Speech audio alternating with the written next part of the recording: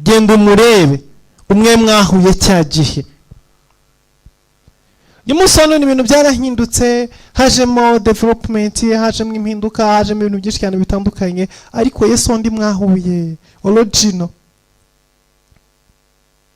ku ivuko, reka mba ariko mbivuga, Yesu mwahuriye ku ivuko, wa wundi wo ku ivuko original uwo. Hallelujah.